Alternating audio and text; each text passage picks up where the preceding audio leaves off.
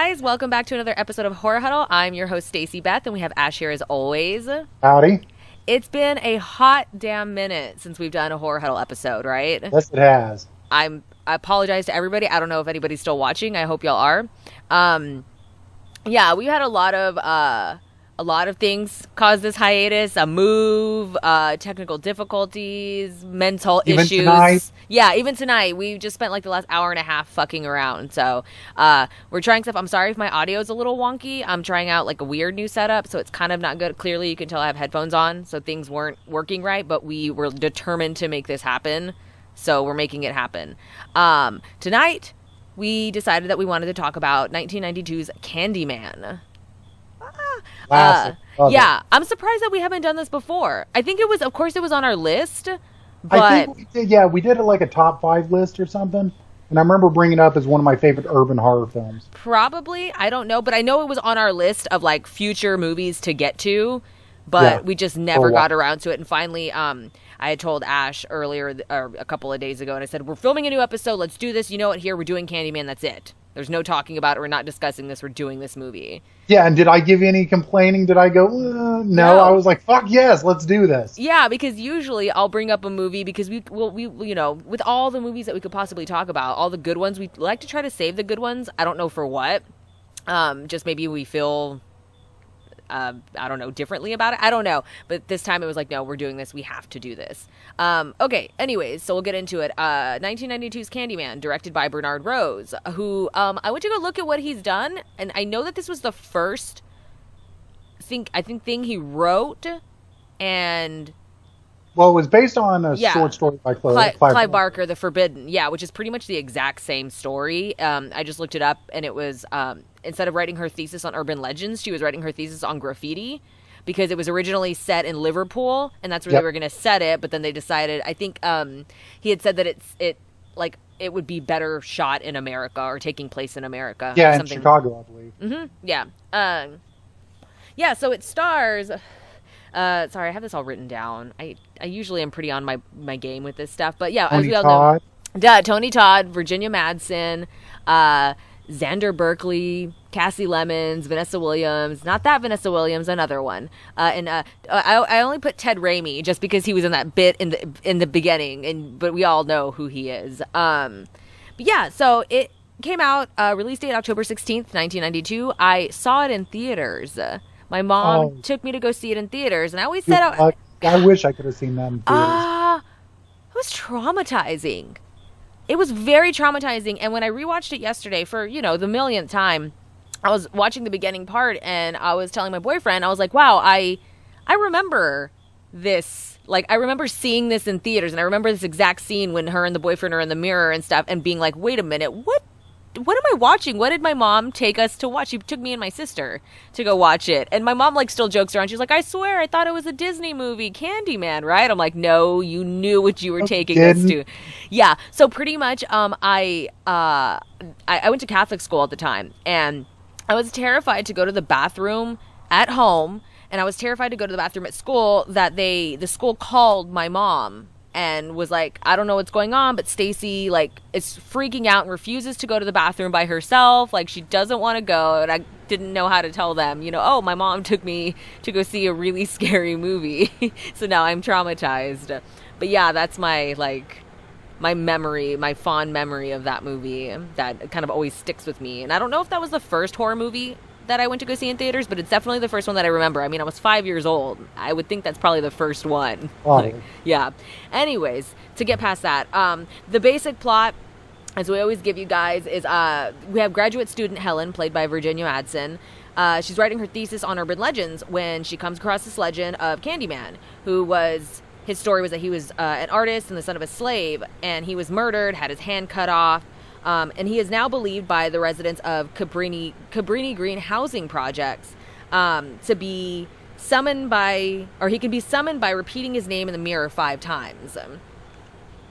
And that's kind of the basic plot. And she, of course, as a white person would, summons this guy. And of course she doesn't believe it because she's a skeptic. And the whole point of Candyman coming back is he's saying, you're starting to make people not believe in me, and I can't have that happen. I must shed innocent blood now to to have people believe in me again. Which, let's go back to his backstory, because there's a little bit more to it that makes it really good. Yeah, again, and we don't really get his, I'll let you do that, but we didn't get his backstory till a little bit halfway into the movie, right? When Yes. she's at dinner with one of the other guys. Professor guy, Purcell. Pollard, I think it's Professor Purcell or something like that, when he explains to her the asshole. story. Yeah. But basically, the story is that he was the son of a slave. Who created some new harvesting method that got the family money. Oh, no. The Candyman's dad actually manufactured shoes. Oh, shoes. He found an efficient way to manufacture shoes during the Civil War, I think it was, right? Or and because of that, Candyman had the best upbringing, colleges, art schools, and he became a great artist. And a plantation owner commissioned him to do a portrait of his virgin daughter. Yeah. Who Candyman fell in love with, fathered a child, and when the plantation owner found out about it, he basically got a whole bunch of people together, chased him down, cut off his hand, and then smothered him with honeycomb and had the bees kill him. And then they burned his body and spread his ashes across what would later be Cabrini Green. And it's just, it's such a sad story. It's like, he fell in love and then he got murdered. Yeah, as it would happen. And also, it really plays into the movie's really racially charged. Yeah. And that was like one of the things that you and I both brought up when we watched it, was that we were like, it's aged pretty well in terms of the social commentary. And if anything, I feel like it's more relevant now than it probably has been in a while, in terms of, everything going on when you have like all like the gentrification and everything going on and with housing, and how Helen was mentioning that her building was originally supposed to be a housing project, and she's like, that's why they're like the same, but they ended up putting it over there or some shit like that, right? Like she ended up saying, she's like, oh yeah, they basically turned a housing project into condominium. Yeah, that she was saying, like, how they covered the cinder block with plaster and stuff, so you couldn't tell that it was supposed to be a housing project, whatever. So it's all that kind of shit that's happening now, and then everything with the racial tensions going on, and when she went to Cabrini Green, everybody telling her, like, first they thought they were cops, of course, because the way they were dressed, and then they kept mentioning, like white women in there, like a white woman in there, and what are you doing here? And even she mentions later on in the movie when she goes by herself and she gets her ass beat by that guy or by that gang, and she's telling Bernadette, her friend, like, oh, cops never go over there, but the second a white woman is in trouble, they came and helped me. Even the tenant there that talked to him, Anne Marie, single mother of a child. She's like, I heard this woman get killed. I heard her screams. I called the cops. No one came. Yeah, because they went to go. They read this story of this woman that was murdered. I think like Ruthie or something like that. She was murdered at Cabrini Green in one of her places. Ruthie Jean. Ruthie Jean. There you go. And she got murdered there. And of course, there were the rumors that it was Candyman. And then when Helen went to go deep dive into it further, she realized that there were like a ton of murders around there. Who, of course, they were attributing it to gangs and all that kind of stuff, but the people living there, the residents, all, ooh, it's Candyman, it's Candyman, yeah. And, of course, with her getting her ass beat by that guy, they arrested the guy and were immediately like, oh, we found him, he must be the person responsible for all these murders. But that's what pissed off Candyman the most. Yeah, as you're taking away. Human face onto him. Mm-hmm. And now everyone worried about that guy and not Candyman. Well, like, and I'm he surprised. Needed people to believe in him in order to have power. I would think that Candyman would have gone after that guy, right? Because he's like taking his name and he's taking like... You would think so. Right? That's like... That didn't happen though. I was thinking that would be interesting, but maybe not. Yeah, so, and also, speaking of that stuff, I was reading about it, and I'm sure everybody else knows too, that there were those rumors several months back about Jordan Peele being interested in doing a remake of it with his Monkey Paw Productions, which would be kind of cool. I watched this really quick interview with Tony Todd that he was talking to somebody about how he would, if he felt comfortable with somebody doing it, it would be Jordan Peele. And it's like, of course, because everybody knows, he did Get Out, and that was like a perfect, like, social commentary on racial tensions and shit like that, And I'm like, I feel like that would be something, if anything, that'd be a great movie to remake.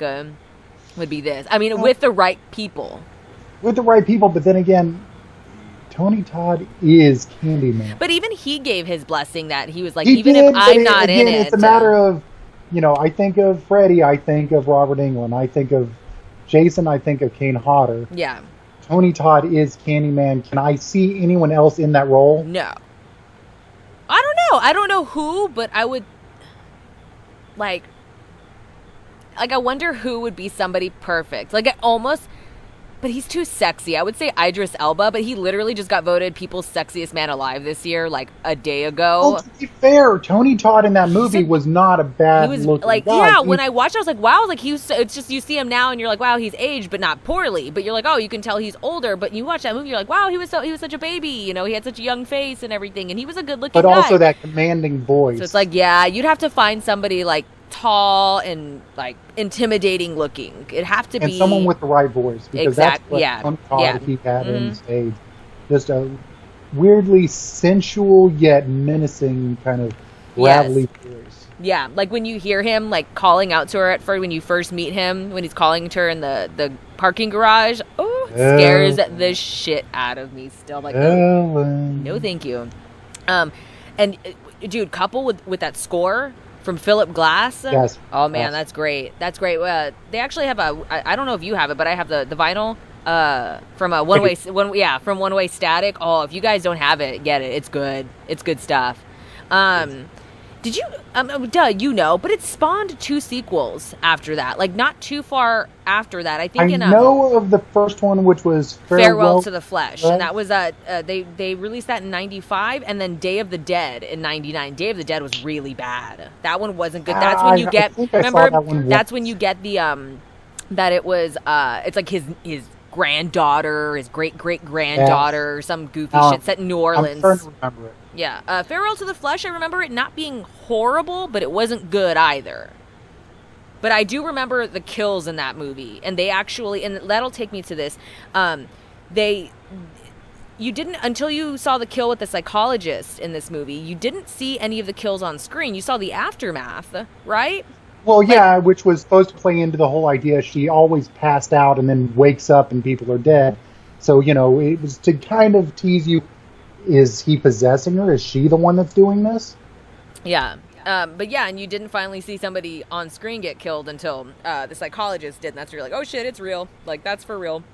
But yeah, that was what I was going to with the second movie is like you actually saw kills in that one. And I distinctly remember those and being like, oh, okay. Like, it's not too bad gore-wise. Yeah, they had to up the gore. That's how sequels usually go. Yeah. But that was the thing with that movie, though, with Candyman is, yeah, there was like the gross, gory parts, like with the dog head, poor dog. But it wasn't all relying on that. It wasn't. No, but whenever it seemed was fairly sparse, but when it did happen, it was pretty intense. Yeah, and I think like that was the one that gets me is Ruthie Ann just screaming hysterically as she's looking down at this crib, soaked in blood. Man, she really dedicated to that role. Like she went like off the rails for that one. But yeah, I don't know, what else did I put on my notes here? Oh yeah, we have to talk about like we mentioned it earlier of like the casting and stuff. Like I guess in some DVD commentary that they said that if Virginia Madsen wasn't available for the role, that they would have had Sandra Bullock do it, and I guess she was. Well, before that, if I'm not mistaken, it was the director's wife who was an actress. Was originally wanted for that role by the director, of course, but she didn't want to do it. She got pregnant. Oh well, she said she felt like it would go. She'd rather it go to somebody more high profile, like Virginia Madsen, who just realized today is Michael Madsen's sister from like Reservoir Dogs and Kill Bill. I didn't realize that till today. I didn't know that. I didn't either, but I was like, Madsen. Who else has that last name? So I went and looked if it wasn't her, they would have went with Sandra Bullock. And who would they have gone with if they didn't get Tony Todd? Well, if they had the money for it, Eddie Murphy. Can you imagine old Beverly Hills Cop being freaking Candyman? I'm just imagining Candyman like slicing someone up and going. Can you imagine fucking Nutty Professor being Candyman? Like I know Nutty Professor wasn't out then, but. Come on, like that's Axel Foley. You really want Axel Foley to play a killer? Probably not. He wouldn't have been. But I think what they said, he was too short too. That was a thing. That they said he was like 5'6", and they wanted somebody like really menacing and intimidating. Which Tony Todd is perfect for that because he is good 6 foot. I don't know, but he's tall as hell. And everybody knows that little tidbit that he had the real bees in his mouth. Remember? That was crazy. And then I read that Virginia Madsen was supposedly allergic to bees. Really? Like, yeah, that they said that they had like an ambulance on standby during scenes, and I'm like, what the hell? How would you be allergic to bees and star in a film that is about bees? That's nuts. Like, because there is one specific scene where she gets covered in them. I know. I would be shitting my pants. And I think they mentioned that, like, with the bees and stuff, that they had actually gotten them when they were fairly young bees, so that they would still look like mature bees, but that also their sting wouldn't be as like powerful. Yeah. So maybe that helped. I don't know. There's no way that she couldn't have gotten stung. Like, I feel like there's no way. Yeah, no, there's another casting in this movie that's kind of interesting, which you won't find it interesting because you haven't seen the movie that I'm about to mention. Yeah. Helen's friend Bernadette is played by Cassie Lemons, who also played Clarice Starling's friend in Silence of the Lambs. Yes, I haven't seen Silence of the Lambs yet. I know. Shame. Hey. It happens sometimes, all right? Can't help it. Sometimes I haven't seen certain movies. Oh, we're gonna have to I will get. I did, a couple weeks ago, I saw that it was on TV or something, and I did catch, like, the end of it. So, I mean, but I already know what happens. No, like, I already knew. It was like when I first saw Jaws a year or so ago, I was like, oh, this is the first time I'm watching it. But I, like, was like, wait, but I know that scene. I know that scene. Like, I pretty much saw it all, but always in tidbits here and there. So I pretty much already knew. I think this is a woman who hasn't seen Jaws up until about a year ago. So look, sometimes it happens, you guys. I dedicate my time to more obscure movies. I'm sorry.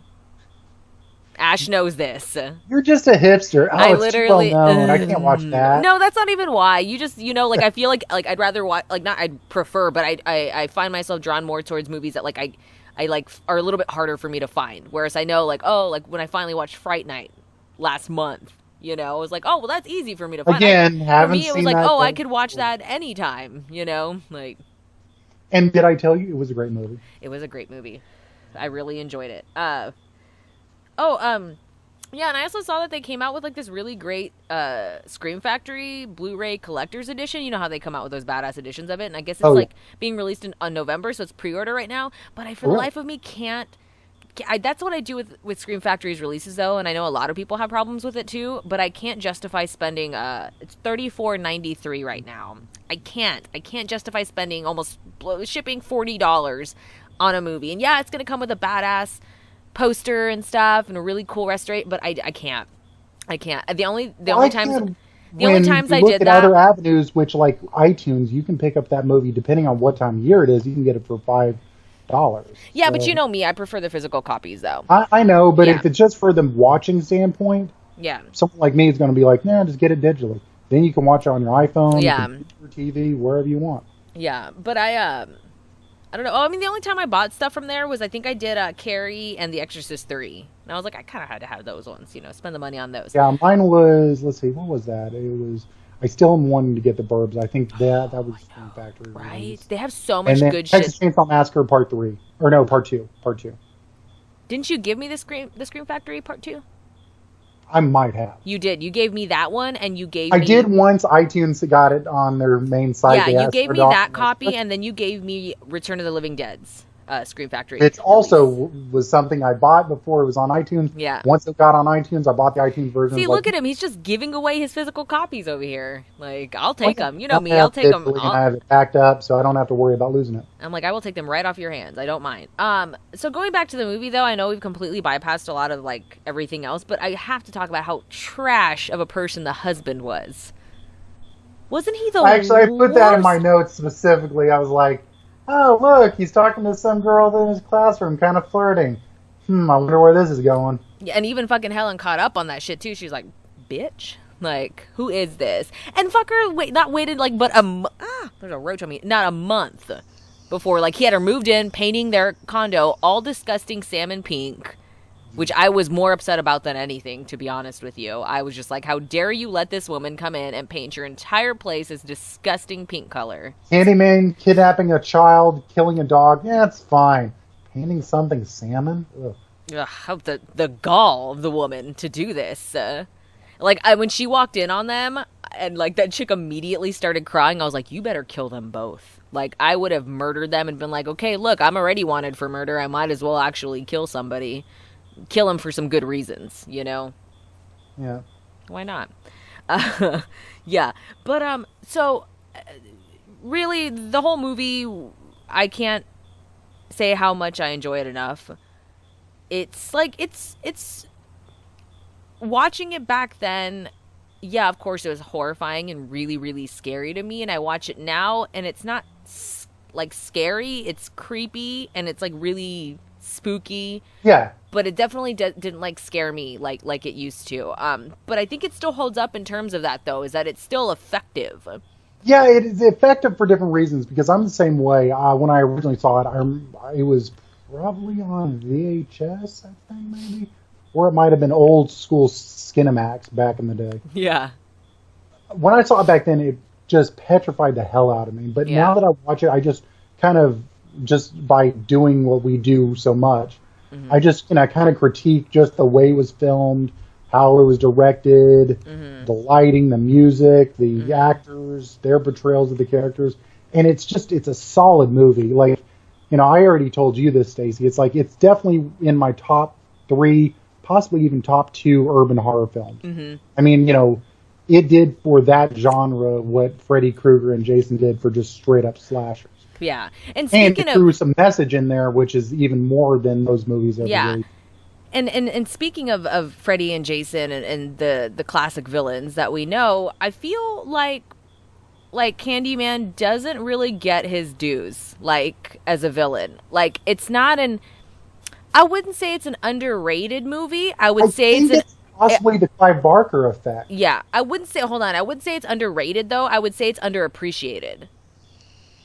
I feel like the movie itself, plus Candyman as a villain, is very underappreciated. Because, when you hear people talking about, they're always like Michael and Jason and Freddy and Ghostface and whatever and freaking Jigsaw. Well, but as I said, I think that's the Clive Barker effect with his movies or things that are adapted from his material.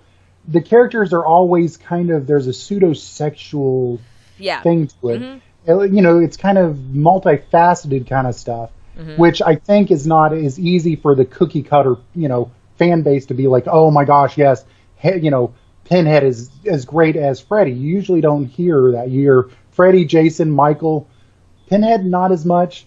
Yeah. Candyman not as much. Because I feel like I just think it's because of the source material. When I feel like with Pinhead and Candyman, I feel like there's like layers to them.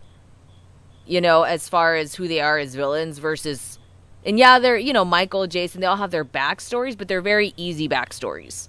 You know, it's like, okay, one's either a supernatural entity or he's just a mental patient, whatever. And then you have Freddy is like, oh yeah, he was just like a pedo who got burned by people and now he's coming back to like kill the kids. Exactly. Or, Jason, he just got bullied or he got killed, whatever, he drowned and now he's back as a supernatural thing and that's it. Whereas I feel like Pinhead has his thing and Candyman with his thing, it's like he's got this story behind him, this really awful story behind how he is, tragic what he is now. Yeah. And I feel like there's layers to those characters that, like you said, a lot of people, it's like, it's not the cookie cutter, easy villain, It's definitely more of like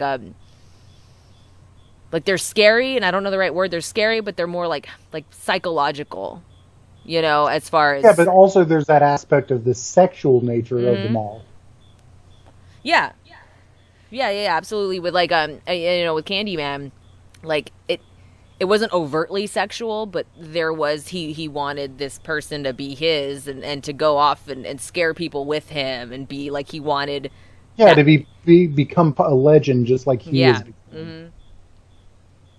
And even the way he wasn't like even the first time he talks to her when he's like Helen, there's a sensual nature to it when he's saying "be my victim." It's not like "be my victim." Yeah, he was very like she was like we kept saying she was like dickmatized. She was just real like when she saw him and stuff. And and yeah, and it's like versus Which even calls back to that bee scene. Mm-hmm. You know, because he picks her up, puts her on this altar, and he's like, "You and I will be together forever." And she goes to like almost kiss him, rub up on him, is when she finds out that he's covered in bees. Yeah. And freaks out. And like you know? on the spray painted on the wall, it's like, "It was always you, Helen," and Always. you know, like, yeah, stuff like that. And he was never like trying to scare her. He was trying to like almost like woo her, you know, and like seduce her to be with him. And so like, yeah, you're right with the Clive Barker stuff. It was all very sexual in a sense, you know. So I guess yeah, that you can take that all into account of why they're underappreciated as villains. You know, I would say though, more so Pinhead definitely does get a lot more love than Candyman does for sure. But yeah, I think people tend to overlook Candyman when they're thinking of stuff like that. Probably just because everybody else has had the franchises, has had a ton of movies behind them. Candyman had 3 movies. Yeah, but remember those 2 didn't get anything compared to all the other ones. Even though their sequels weren't great, they were way better than those 2 sequels he got. You know. And that's I would have loved to have and more that's one little, you know, collection of movies that hasn't tried to get a remake up until now. You know what I mean? It's been, what, 20-something years, I think, since the last movie? So, 99? 99, yeah. Like, it's been a while.